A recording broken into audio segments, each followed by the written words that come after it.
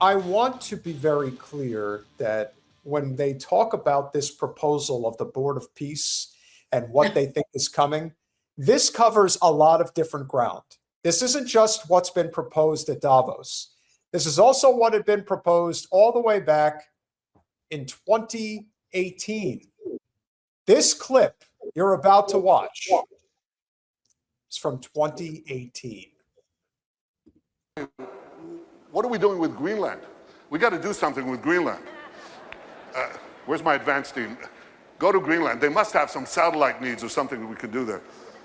But we are coloring the world blue. One more time. Wait, what are we doing with Greenland?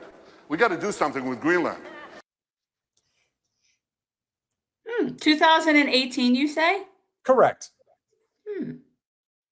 You think these things just happen by accident, ladies and gentlemen? Well, and what people need to understand is they don't come out of nowhere. So if somebody like the Trumpists is talking about it, that means it's already a formulated plan that's been in effect for a long time. That's just how this works. That's how the Patriot Act worked. That's how 9/11 worked. It all worked. Like, things get planned far in advance. So yeah, I mean, nothing about Greenland is just, oh, all of a sudden. It just feels like that to us. I really have to wonder at this point, and you've said that the revolution will be accelerated under Trump, not just at home, but abroad as well. People wanting to do away with, not just the US dollar, but not having to answer to our jingoistic style of politic. And it's extremely volatile and dangerous. And it does seem like they're very serious about this. But you really have to wonder how much of this is being driven by Israel and how much of a hand do they have in this whole endeavor to try to take over Greenland. Honestly, I think, again, it's going to be another one of those things where he talks big, but it never happens.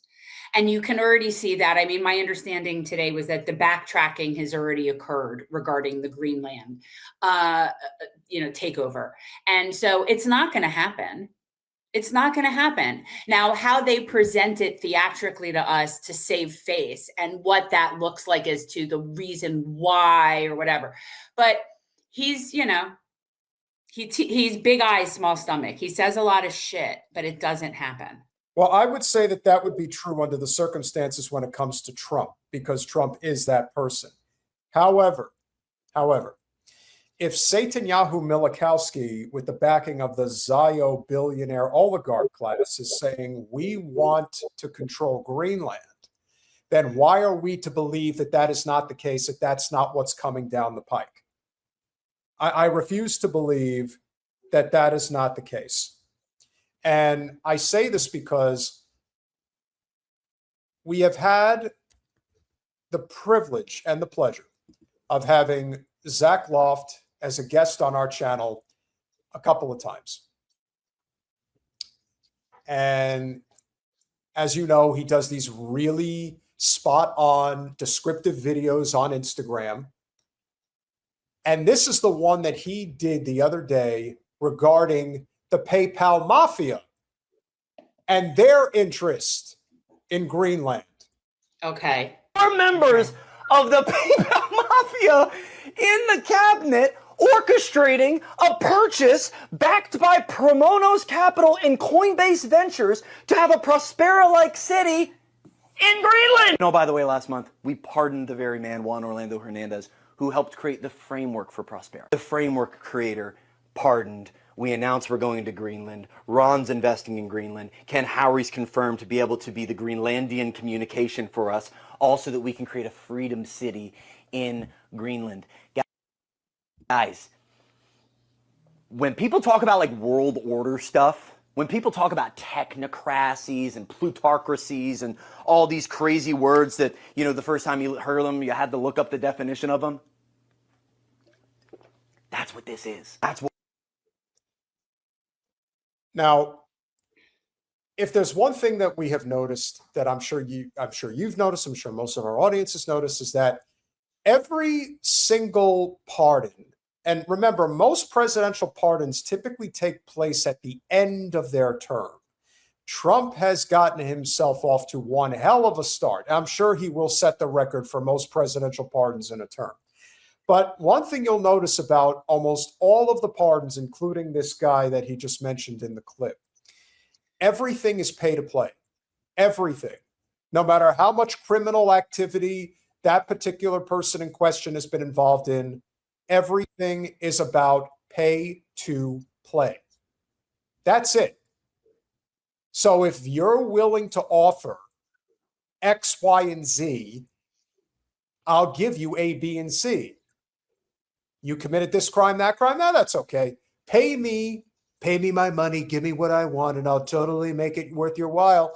And that is the same thing that's been happening with the tariffs. It's the same thing. It's all interconnected. Again, this is a rich man's game that they are playing.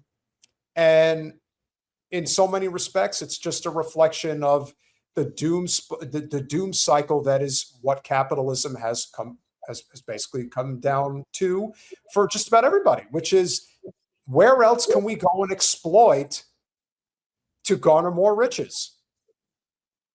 I military defense necessities in Greenland. Are you kidding?